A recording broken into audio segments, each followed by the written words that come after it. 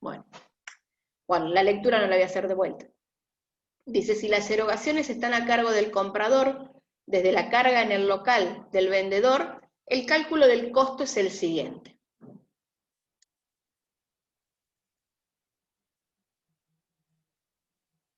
Fíjense, precio de compra contado era 2.000 pesos y tenía 150 pesos de impuestos internos.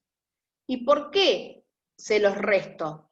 Porque la bonificación que me hablaba acá, de que nos hacen una bonificación del 10%, eso sobre el importe neto de impuestos.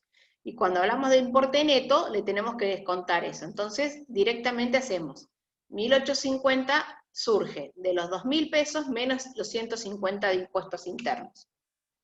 Los impuestos no recuperables, después se los sumo, porque no se van a recuperar. Pago 100 pesos de flete, pago servicio de descarga 60 pesos, y hago la rebaja del 10% sobre los 1.850, 185. Entonces fíjense que al final, ¿cuánto me terminó saliendo esa mercadería que compré? Es 1.975. Y, allá, se me fue. Entonces fíjense cómo voy a hacer el asiento. Y en el enunciado también me decía, el flete de 100, la erogación para descargar en el depósito las unidades 60, y para redistribuir los bienes en el depósito 30. Y yo les hago una consulta. Esos 30, ¿por qué no forman parte de incorporación al costo? Porque A ver. vos ya lo tenés en tu apropiación y ya A sería un ver, gasto. ¿cómo? Porque, o sea, vos ya lo tenés a lo otro. Ya a partir de esos 30 pesos sería un gasto. Exacto, es un gasto, ¿por qué? Porque, digamos, con los 60 yo ya hice la descarga. Y yo les hago una pregunta. Una vez que están descargados, ¿está en condiciones de ser vendido? Sí. Que yo los quiera tener acomodados dentro del depósito de otra forma y que me digan, poneme todas las lavandinas allá, el detergente allá y los jabones allá. Es otra cuestión que yo quiera tener un orden, porque habla de que esos 30 es un gasto de redistribución dentro del depósito. Entonces, eso ya no hace al costo. ¿Por qué? Porque yo ya, con tenerlos adentro del depósito, por más que estén desordenados, los puedo vender igual. Es decir, la condición de costo hasta que esté en condiciones de ser vendido, ya la cumplí. Entonces, ese costo de redistribución, ese gasto, perdón, no forma parte del costo. Entonces, fíjense que el concepto de costo llegó hasta acá.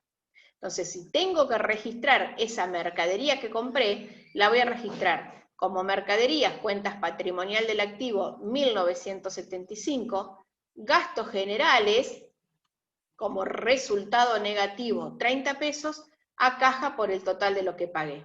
¿Se entendió esto, chicos? ¿Sí? ¿Por qué un costo sí y un costo no? Bien. A ver, vamos a una situación 2, pero en este caso, en vez de hablar de un bien de uso, perdón, de un bien de cambio, estamos hablando de un bien de uso. Es decir, que acá la condición, en lugar de ser vendida, va a ser hasta que pueda usarla. Dice, se considera que el costo de un bien de uso es el sacrificio económico incurrido hasta que el bien esté en condiciones de ser utilizado. Costo, instalado y listo para funcionar. ¿Cuándo puede utilizarse el bien? Culmina la acumulación de erogaciones que forman su costo. Existen erogaciones que resultan activables inherentes a las compras y puesta en marcha del bien. Vamos a ver el ejemplo.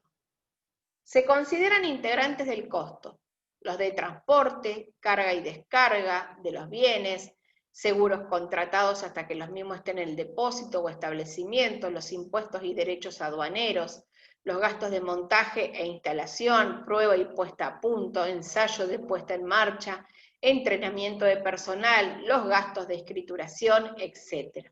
Fíjense que en este párrafo es más que nada lo que yo les dije de la máquina, del ejemplo que les di del sanatorio. Me parece que el ejemplo es muy parecido a lo que les fui diciendo. El precio contado de una máquina según la factura es de 10.000 pesos. es trasladada a la empresa con un flete a cargo del vendedor y el seguro lo asume el comprador de acuerdo a lo pactado. Fíjense que acá está muy clarito ya dos cuestiones. El importe del flete es 120 y el del seguro 150. Ambos conceptos son abonados por el comprador al arribar la maquinaria, quedando pendiente el reintegro del valor del flete. ¿Ve? Acá, quedando pendiente el reintegro del valor. Es decir, yo lo estoy pagando, pero a su vez me lo tienen que devolver. Asimismo, existen gastos de puesta en marcha por técnicos especialistas cuyo importe asciende a 180 y de limpieza del inmueble en donde se instalará la máquina. La totalidad de las erogaciones de la empresa los abona en efectivo. Vamos a ver a qué costo incorporamos esa máquina. Precio de contado, 10.000. El flete estaba a cargo del vendedor, por lo tanto no forma parte del costo.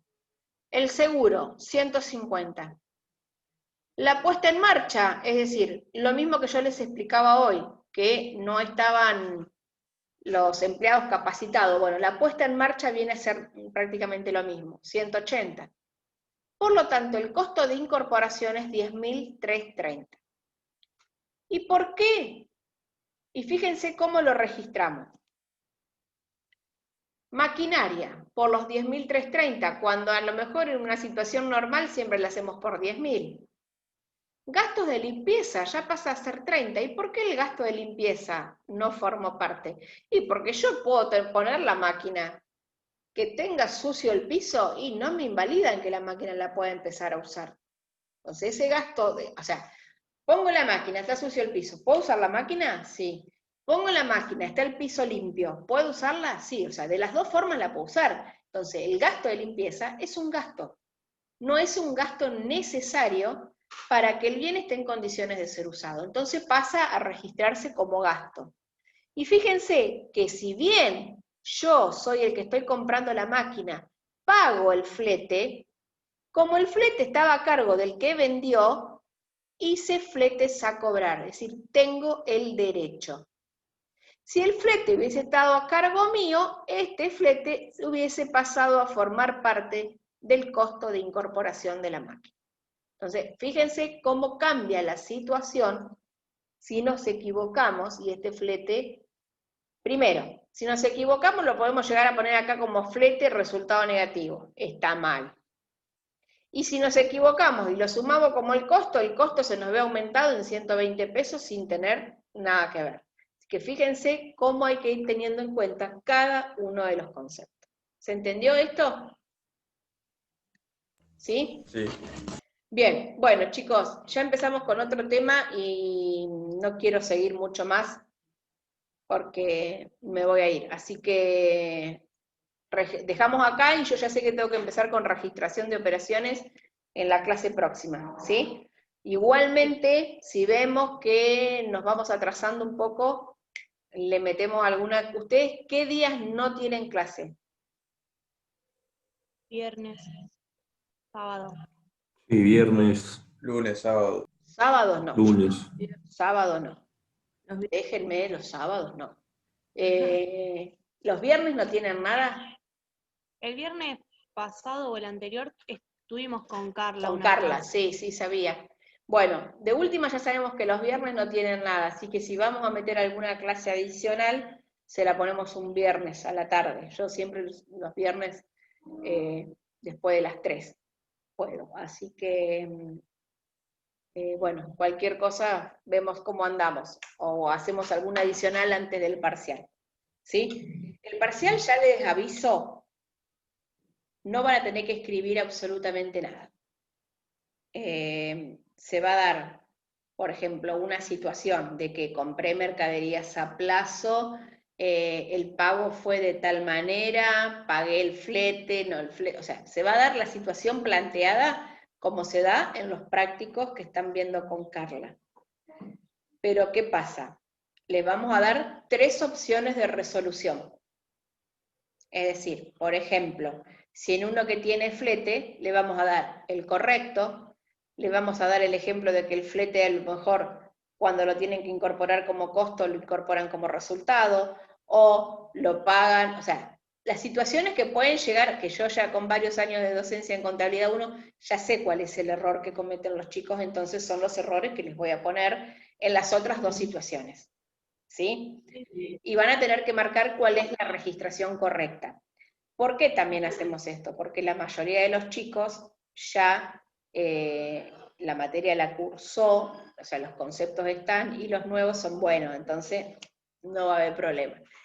Lo que sí, lean muy bien, porque a lo mejor la opción es exactamente la misma, y lo que estamos cambiando es la naturaleza de la cuenta. En vez de activo le pusimos pasivo, ¿sí? Entonces ahí ya hay un error, le va a decir por eso solo, o sea, no se fijen solamente en las cuentas que usamos y cómo las registramos, nos fijamos en todo, en la naturaleza, en los importes que ponemos, en la variación patrimonial. No les puse nada de documentación, pero bueno, ese va a ser, o sea, va a haber 12, 13 operaciones de ese tipo, en donde una van a tener una variación patrimonial, otra una cuantitativa, una de compra, una de venta, o sea, diferentes opciones con devengamiento para que marquen cuál es el correcto. Vamos a meter 4 o 5 preguntas de teoría, cosa de que cuando ustedes den el último clic y se termine el horario del parcial, tengan la nota en el momento. Es decir, que ya vamos a poder tomar el recuperatorio a la semana siguiente, sin tener que esperar que nosotros bajemos todo, corrijamos uno por uno, ¿sí? A lo mejor eso sí lo hacemos para el segundo, ¿sí? Entonces, la teoría también sería así, tipo multiple choice. Van a dar Y la a lo mejor, pregunta a lo mejor en la teoría tenés verdadero o falso, o tenés de emparejamiento qué sé yo, que te diga, el emparejamiento es tipo el unir con flechas. Acá me preguntan cuánto tiempo, no sé. A ver, porque el cuatri pasado el problema en mucho fue el tiempo. Sí, ya lo sé, chicos, estaba yo también ahí. Pero no se hagan problema. Voy a tratar de manejarlo eso. O sea, yo lo que quiero realmente de una contracursada es que aprueben la mayoría, no que desaprueben. Así que vamos a tratar de hacerlo lo más práctico posible, cosa de que la mayoría pueda llegar. Y no son nada difíciles, chicos. O sea, si ustedes estudian, si escuchan bien las clases, y si los prácticos los ven con Carla, no es más que una copia de lo que están viendo. Así que a ponerle un poquito de onda, ¿sí? Bueno, nos vemos entonces el martes que viene, y seguimos con este Power a partir de los tipos de operaciones. Bueno, nos vemos. Gracias, Gracias, adiós. chao. Gracias.